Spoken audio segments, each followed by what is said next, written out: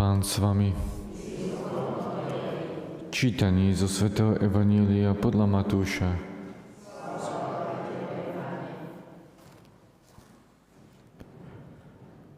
Ježiš rozpustil zástupy a vošiel do domu. Tu k nemu pristúpili jeho učeníci a vraveli mu: vysvetli nám podobenstvo o kúkoli na roli. On im povedal: rozsievač dobrého semena je syn človeka. Roľa je svet. Dobré semeno sú synovia kráľovstva, kúkol sú synovia zlého. Nepriateľ, ktorý ho zasial, je diabol. Žatva je koniec sveta a ženci sú anjeli. Ako teda zbierajú kúkol a pália v ohni, tak bude aj na konci sveta. Syn človeka pošle svojich anjelov a vyzbierajú z jeho kráľovstva všetky pohoršenia a tých, čo pášu neprávosť, a hodia ich do ohnivej pece. Tam bude plač a škrípanie zubami. Vtedy sa spravodliví zaskvejú ako slnko v kráľovstve svojho Otca. Kto má uši, nech počúva. Počuli sme slovo Pánovo.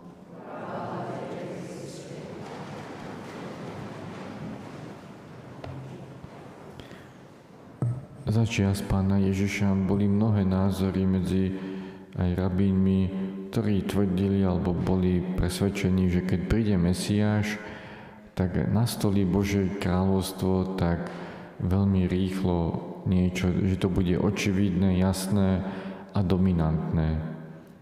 Ale Pán Ježiš nás učí, že jeho kráľovstvo neprichádza s veľkou dominanciou, ale práve, že v týchto podobenstvách, ako aj včera sme počuli tie o tom, že je to ako semienko, horčične, niečo maličké, čo pomaly rastie, až nakoniec prerastie vo veľký strom, alebo niečo, čo sa drobné ako kvas dá do múky a potom to postupne prekvasí celé cesto.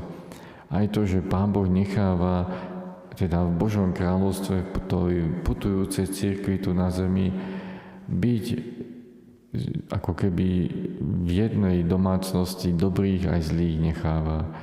Že nerobí také útoky priame, že zasiahne niekoho, lebo vykonal zlo a tvári sa, že je kresťan. Vlastne my nevieme celkom, kto je kto.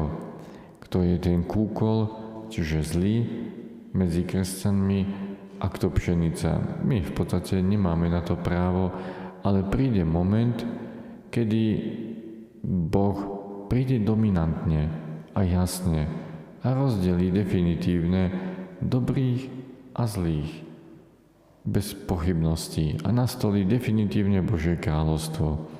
A má to zaujímavé vlastnosti. Vlastnosti sú tam, že z jeho kráľovstva odstráni všetky pohoršenia. Jedno z našich veľkých túžob by malo byť neprivádza pohoršenia. Čo to znamená? Znamená to, že moje konanie nebude robiť iných ľudí horšími, ale lepšími.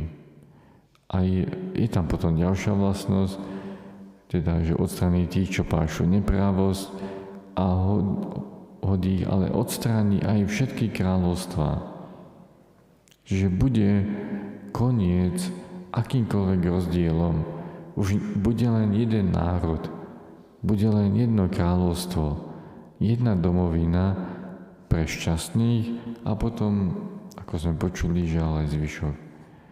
Ale to bude až na konci toto definitívne.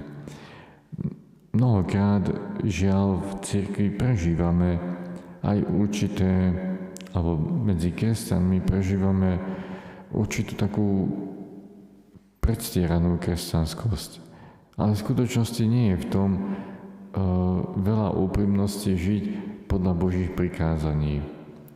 Jedným z tých úkazov je, aj bolo to vidno ešte, vždy je to vidno o generáciu dopredu. Mnohí hovorili, že taká tá sexuálna zvrátenosť nastala vo západnom svete v 60. rokoch.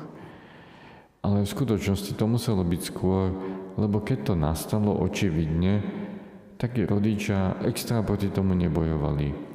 čo skôr znamená, že v skrytosti to možno aj konali mnohé iné veci, ako nevera, súhlas, že mali v sebe určitý súhlas a keď ich deti dali veci navonok, tak už nemali nejakú chuť s tým niečo robiť. A týchto prípadov, samozrejme týchto telesných, je tu ako v našej spoločnosti je to teraz kedysi to bol do neba volajúci praktický hriech, keď mladí žili spolu alebo chceli mať intimitu mimo manželstva. Dneska už je to považované v podstate za niečo dobré, lebo sa milujú. Čiže ten postup je u diabla vždy postupný tak, že najskôr vlastne človeka vovádza do toho, že áno, toto je zlé, ale zmení sa okolnosť a keď sa zmenia okolnosti a vyhovuje mi to zlo, tak je to dobré. A keď sa to opakuje, stane sa to vlastne zlo dobrým všeobecne a príjmam to tak. Ale keď niekto učí niečo iné, on je zlý, lebo berie moje dobro, ktoré som si ja určil ako dobré.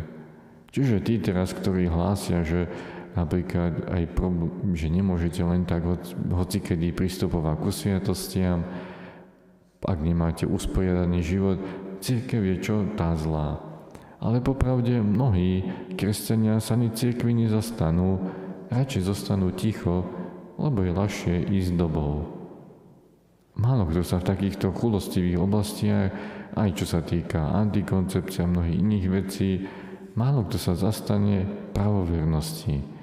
No to sú telesné hriechy, ale pamätajme, že ten kúkol je často skrytý aj za duchovné hriechy, ako je pýcha, márnivosť, vychvaľovanie. Mnohí vnímajú, že chváliť sa svojimi talentami a úspechmi je dobré. A teší sa vlastne, keď niekto chváli ich deti, alebo keď aj ostatní sú vychvaľovaní, koho má rád.